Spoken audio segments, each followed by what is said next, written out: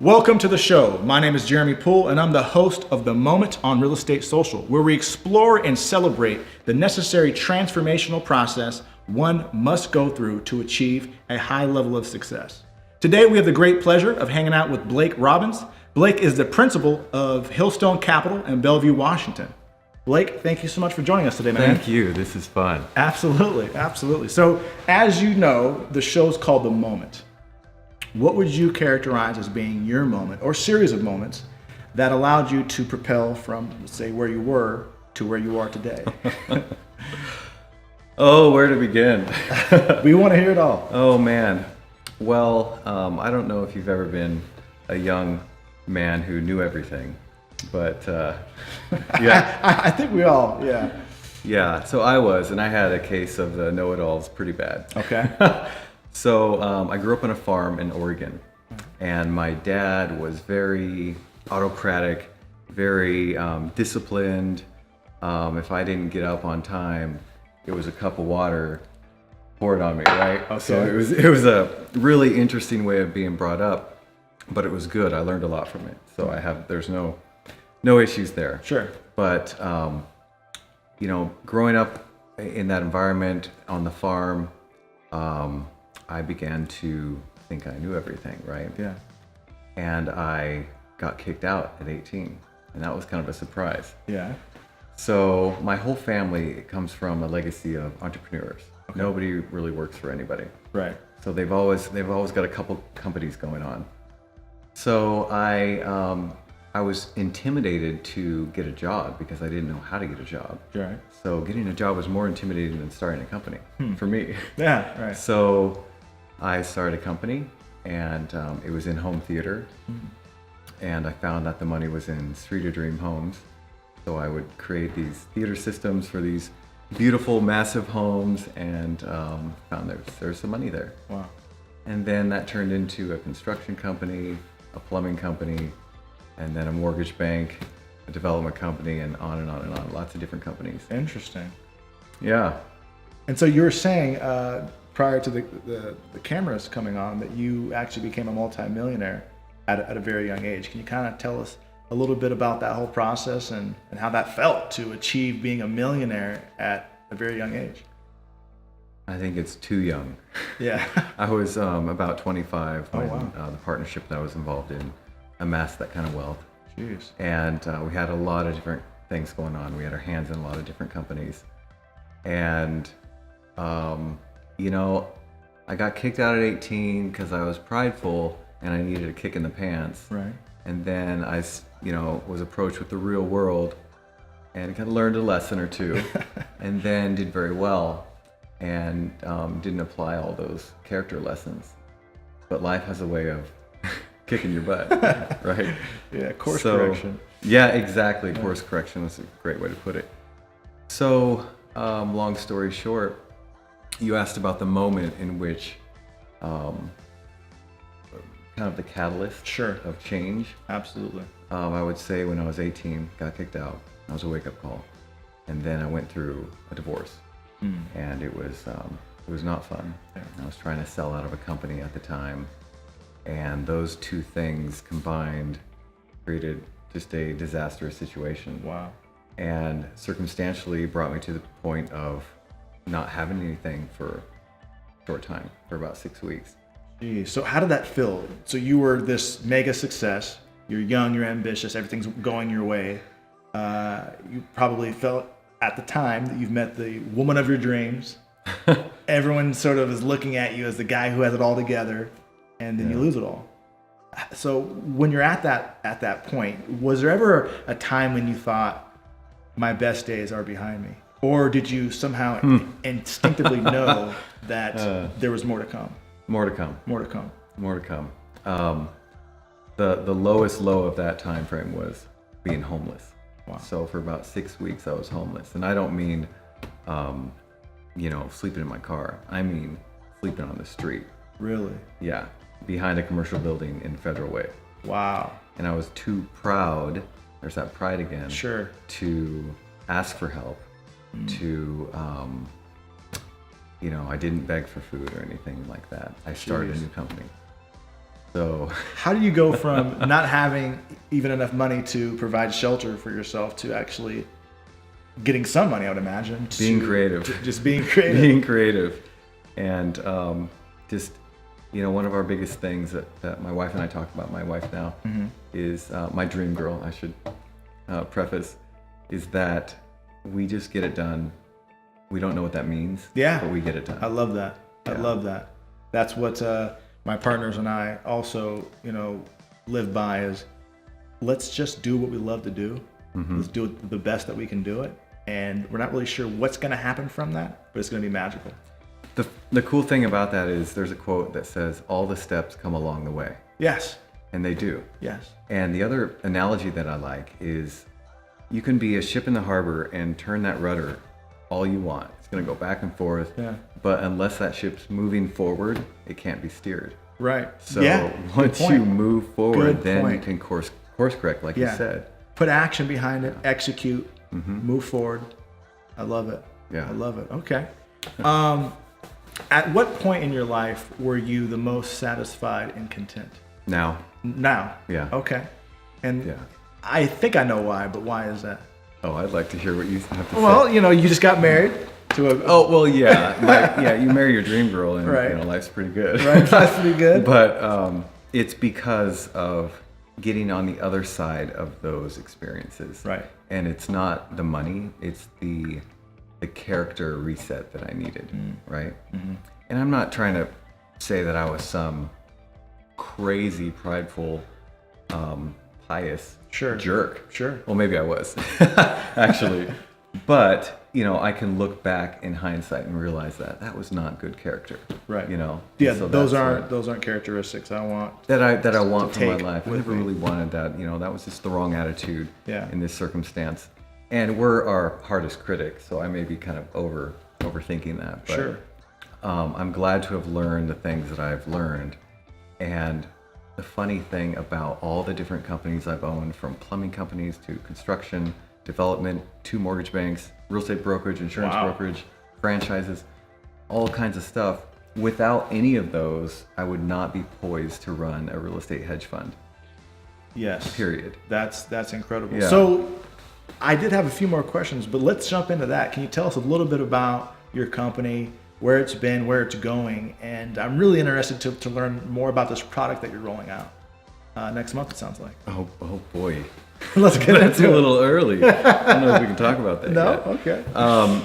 Hillstone is everything in a real estate hedge fund that I've wanted for years. Okay. We talked before the show about partnerships, and they can be challenging because if it's 50-50, one partner wants this, one partner wants that. Right. You don't agree, it's stalemate. Sure. So you don't move. It's inaction. Right. So that's not exactly an efficient way of doing things. So I get to do everything that I wanted to do, and I'm doing it with my wife, which is awesome And rare. Yeah.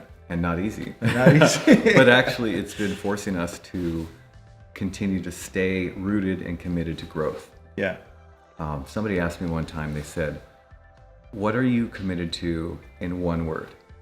And I'm like, "Oh, well, I'm committed to blah, blah, blah, blah." Sure. Oh, wait a minute. That's word. 3 words. Yeah. Okay, 1 word. It took me 3 days to figure out what am I committed to in 1 word. Interesting. And I realized that word was growth. Wow. I love that because for me, I think of the times that I've been the most happiest or satisfied and content. And I think it's the times that I've experienced the most progress. For me, progress equals happiness. I feel like if you are an entrepreneur, if you are a hard driving, ambitious person, you have all these thoughts. And there's a lot of frustration that you feel inside unless you see a manifestation of those thoughts. See results. See results. Yeah. See progress. Yeah. So good. yeah, I completely understand. That's good. What is your greatest regret in business? In business. Oh, good. I'm glad you could. Make it a little bit easier on you. Yeah. I think that negative relationships turn into toxic relationships because that's the one direction they're headed. Right. Negativity goes in one direction. Sure. And so down. So I regret not making faster moves in business partnerships that Interesting. weren't healthy. I've heard that quite a bit, actually. Yeah. Not identifying the traits and the symptoms of a downward spiral before you're Right. literally going down, and sort of cutting that off. Right. Love that. Love that. What is the number one unchecked item on your bucket list? Just in life in general. I'm sure there's some things that you and your wife maybe were talking about on the beautiful honeymoon you guys were just on. Was it last week or the week before? Yeah, a couple weeks. Puerto Vallarta. Yeah. For 2 weeks, which was actually too long because. That's a long trip. Well, it was great. I'm not complaining. Sure. Yeah, oh, life is so hard. It was 2 weeks. But it was after 10 days. You're an entrepreneur. You're getting things done. You Right. want to continue that. Right, And right, so a break is nice, a breather, which we deserved. We Sure. needed one. Absolutely. But after 10 days, we're like, I wonder how this is going. We want to get back in the game. Yeah. Get some You have all these things ideas. done. Yeah. Like you said, progress is happiness, as you put it, or it just feels good. It's just great. Yeah. It's what we're striving to do. Yes. I love that. I love that. So let's talk some more about the wait. message. So I guess the bucket list The bucket would be list. traveling more. Traveling. Yeah. Okay. Traveling. Where? Where have you? My wife wants to go to Spain. I love Spain. I spent 2 yeah? weeks in Spain. Oh man. It's a fantastic place. I've been to a lot of touristy destinations. When I was thinking about going to Spain, I wasn't necessarily excited about it, just because I never really heard anybody talk about how Yeah. fun and cool Spain Spain is. was, yeah. You hear of like Barcelona and Sevilla and Granada, just places on a map. But being there, being in a different culture, walking on cobblestone that supposedly That's Jesus amazing. walked on. Yep. Just Going being to Israel. Yeah, that's on the bucket list. okay. Yeah, I would love to do that as well. Yeah. I would love to do that as well. But yeah, travel's great. Yeah. So if you wouldn't mind, kind of talk to us a little bit more about your company's mission, what you guys do, what you provide in the way of value to your clients, and kind of describe who your clients are. That's a great question. We want to leave everything we touch better. Every neighborhood, every client, every home, Okay. every buyer, their experience we want them to get a beautiful project. Because what Hillstone Capital does is primarily invest in real estate. And at this point, because of the market, primarily single family, because there's a lack of inventory. Yes. So Please build more that's homes. Exactly. So we like providing inventory to the market. We like bringing old inventory, refacing it, Sure. bringing that to market. We operate in Portland, Seattle that's here, great. and Texas. So those are great territories. Why those markets? Because- Economically sound, Okay. demographically strong. Okay. Perfect. So we like that.